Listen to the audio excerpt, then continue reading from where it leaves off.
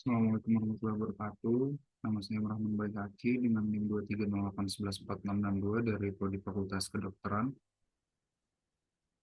Prodi Pendidikan Kedokteran. Di sini saya akan presentasi sebagai kelompok 4 tentang teks akademik dan non-akademik. Berikut adalah kelompoknya. Untuk sebagai pendahuluan, latar belakang dari penulisan ini adalah tentang bagaimana teks akademik dan non-akademik ini memiliki perannya masing-masing di dalam dunia literatur dan berkomunikasi, di mana akademik ini biasanya lebih di lingkungan pendidikan dan penelitian, dan untuk non-akademik itu di kehidupan sehari-hari. Eh, di dalam dunia akademik sendiri, teks akademik ini adalah eh, hal yang utama karena digunakan dalam berbagai aspek di dalam pendidikan, baik dalam buku maupun penelitian-penelitian dan lain-lain. Untuk rumusan masalah ada 4 hal yang akan kami jawab di sini. Apa yang dimaksud dengan teks akademik dan teks non-akademik, ciri-cirinya, mengapa teks akademik penting, bagaimana ini akan digunakan dalam berbagai genre makro atau yang luas.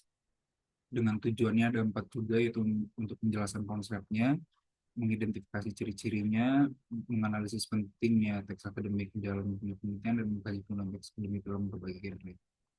Yang pertama, untuk pengertian dan pendahuluan terlebih dahulu soal teks akademik, di mana teks akademik sendiri itu lebih ke seperti karya tulis ilmiah yang membahas hasil-hasil penelitian, ilmu pengetahuan yang disusun dengan aturan tertentu secara sistematis dan menggunakan kaidah bahasa yang benar. Lalu ciri-cirinya sendiri, untuk teks akademik ini memiliki struktur yang sederhana, nggak berlebihan atau bertele-tele, dan langsung membahas pada hal-hal penting yang akan dibahas. Strukturnya itu tergantung masing-masing peneliti bagaimana untuk menerapkan penetapan strukturnya. Yang pasti kalimatnya rata-rata itu menggunakan kalimat baku dan simplex, di mana kalimatnya itu lengkap menggunakan subjek, predikat, objek, informasi, dan pelengkap.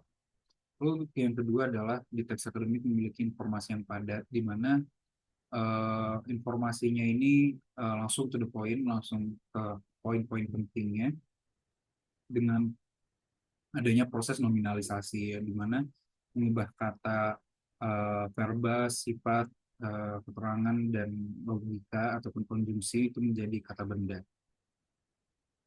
Lalu yang selanjutnya itu adalah padat dalam leksikal kata, di mana leksikal katanya itu lebih fokus menggunakan kata isi yang seperti yang tadi dibandingkan kata-kata struktural.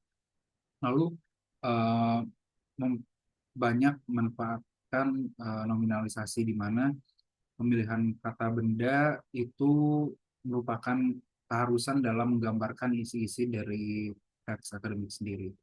Yang terakhir itu selanjutnya adalah bersifat taksonomi dan abstrak, yang mana ini maksudnya adalah bagaimana hasil dari rumusan-rumusan yang ada di dalam teks tersebut dikumpulkan menjadi suatu teori. Selanjutnya banyak memanfaatkan proses relasional identifikasi, di mana yang pertama itu ada relasional yang bisa diidentifikasi dan relasional yang atributif, di mana relasional identifikasi merupakan hal-hal yang kita sebut untuk gambaran sesuatu objek atau suatu topik yang kita maksud, di mana itu definisi atau identifikasi. Sedangkan atributif eh, berfungsi itu untuk menampilkan karakteristik, sifat, dan kondisinya. Lalu di dalam teks akademik itu nggak boleh tidak gramatikal atau nggak boleh nggak baku, tidak boleh tidak baku, di mana itu harus mengandung kekurangan atau kelebihan unsur tertentu. Eh, Kelebihan kata leksikal seperti kata benda dan kata kerja, atau kata struktural dan kata hubung kata depan itu wajib ada semuanya di dalam teks akademik.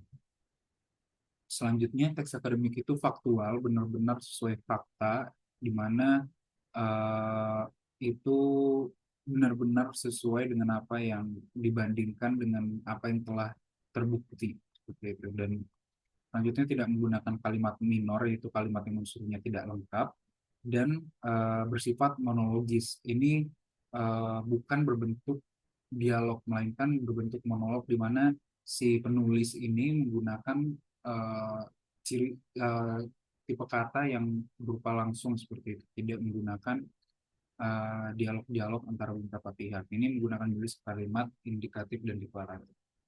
Untuk non akademik ini sebaliknya daripada mohon maaf, untuk teks non akademik ini sebaliknya dari teks akademik, di mana untuk teks non akademik sendiri itu ditulis berdasarkan fakta pribadi, di mana nantinya fakta-fakta yang disimpulkan ini bersifat subjektif dan tergantung si pribadi penulis. Dengan gaya bahasanya ini yang tidak struktural, tidak gramatikal, yang dimana bersifat konotatif dan populer, tidak memuat hipotesis-hipotesis yang dibentuk oleh penulis, dan penyajiannya dibarengi dengan sejarah. Nah, sejarah di sini itu tuh bisa berupa suatu kisah, suatu latar belakang, namun ini bisa juga dibuat oleh si penulis itu sendiri, karena yang selanjutnya itu dia bersifat imajinatif, jadi tidak begitu faktual. Dan ini semua bergantung pada kreativitas penulis. Dan biasanya ini bersifat persuasif yang untuk meyakinkan pembacanya. Ini karena untuk menarik perhatian dari tujuan pembuatan teks akademik sendiri, dan juga isinya itu tidak ada dukungan bukti-bukti pasti, yang mana tadi sudah saya sebutkan bahwa ini tidak bersifat faktual. Lalu peranan teks akademik sendiri diantaranya dalam saat yang pertama, sumber pengetahuan dan informasi sebagaimana telah dimasukin di pendahuluan tadi, bahwa teks akademik ini dapat berupa penelitian ataupun buku dan sebagainya, hingga pada akhirnya teks akademik ini akan digunakan sebagai sumber-sumber untuk informasi dan pengetahuan-pengetahuan di dunia pendidikan, yang nantinya akan digunakan untuk yang kedua, mendukung proses pembelajaran yang sebagai bahan ajar maupun sebagai bahan pendukung dalam melaksanakan studi mahasiswa maupun siswa-siswa. Yang ketiga itu membantu pengembangan keterampilan berpikir kritis, karena dengan menulis teks akademik ini kita harus menyusunnya secara struktural, di mana dengan menyusun secara struktural ini dan beserta konsep-konsep faktual dan juga hasil kesimpulan yang didukung beserta bukti dan gagasan penulisan oleh penulis, ini akan membantu para penulis ini berpikir bagaimana caranya untuk mendapatkan kesimpulan tersebut. Selanjutnya media publikasi dan diseminasi ilmiah, di mana teks akademik ini akan dipublikasikan oleh mereka menjadi bentuk jurnal ataupun konferensi dan sebagainya, yang memungkinkan untuk ilmu pengetahuan berkembang dan dapat digunakan oleh masyarakat luas. Selanjutnya menjadi dasar pengembangan penelitian baru, di mana teks akademik ini biasa menjadi rujukan untuk penelitian-penelitian selanjutnya. Yang keenam adalah standarisasi bahasa dan gaya penulisan ilmiah, di mana tadi sudah disebutkan bahwa ada penetapan tertentu dan standar tertentu, guide, aturan tertentu dalam menulis teks akademik, di mana ini akan menjadi standarisasi untuk bahasa dan penulisan ilmiah.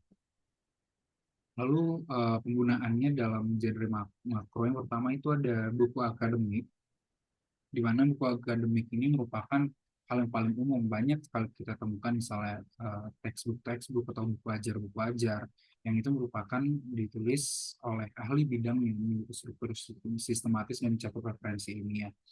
Ini menggunakan penulisan teks akademik.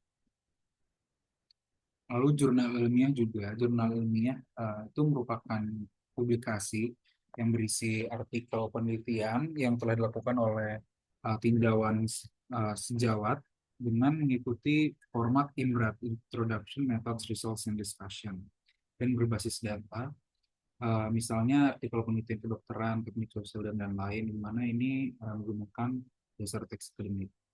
Untuk laporan penelitian juga, di mana laporan penelitian ini ciri utamanya biasanya ada metodologi hasil dan kesimpulan yang ditujukan untuk pembaca-pembaca akademik. Misalnya laporan penelitian dari lembaga tertentu, pemerintahan atau industri dan sebagainya.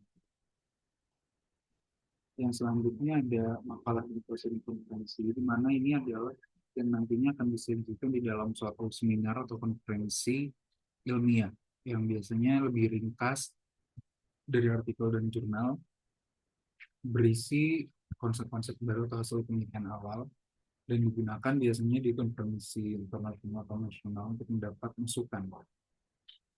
Yang terakhir ada esai akademik, di mana esai akademik ini adalah tulisan yang membahas suatu argumen atau analisis berbasis teori dan data. Dan ini esai akademik ini lebih ke, kita nyebutnya review sebenarnya, kayak kita melihat dari penelitian atau jurnal lain, kemudian kita rangkum dan kita bahas menjadi satu tulisan baru. Yang mana ini berstrukturnya pendahuluan, argumen utama, dan kesimpulan yang membahas penelitian tertentu. Misalnya tugas mahasiswa menganalisis suatu teori konsep. Kesimpulannya adalah teks akademik dan non akademik ini memiliki perbedaan bahasa, struktur penyajian, dan tujuan. Dan diharapkan para pelajar mahasiswa lebih memahami dan mengembangkan kemampuan dalam menulis teks akademik agar dapat berkontribusi dalam pendidikan secara efektif. Baik, ini untuk sumber referensinya, dan kuis bisa dijawab teman-teman nanti di kolom komentar. Ini dokumentasi diskusi kami. Terima kasih.